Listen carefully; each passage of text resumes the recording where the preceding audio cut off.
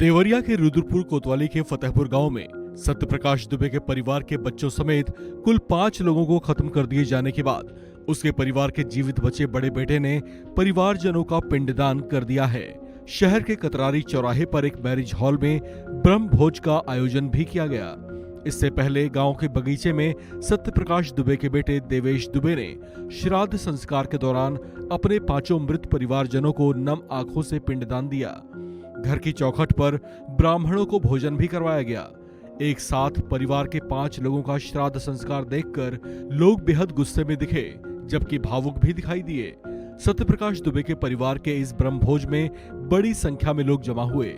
इस घटना को लेकर सब दबी दबी जुबान से ही बात करते देखे गए। सत्य प्रकाश दुबे का बेटा जब पिंडदान के लिए गांव में पहुंचा तो उसे देखकर गांव के लोगों की भीड़ लग गई। वो परिवार के लोगों को याद कर जोर जोर से रोने लगा। इसके बाद लोगों ने उसे ढांढस बंधवाया। पिंडदान के कार्यक्रम के दौरान भी पुलिस का कड़ा पहरा देखा गया।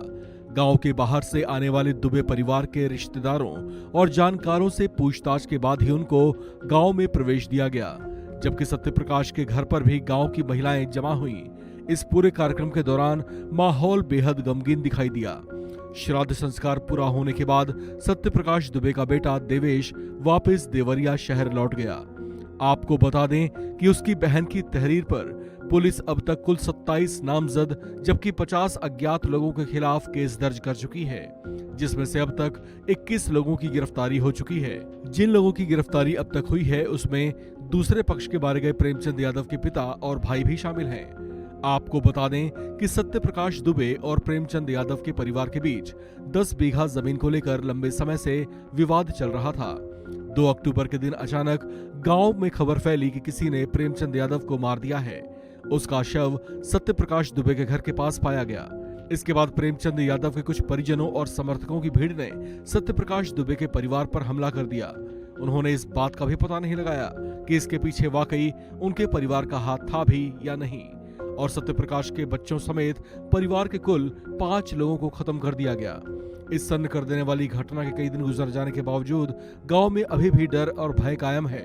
यहाँ पर चप्पे चप्पे पर पुलिस का कड़ा पहरा है।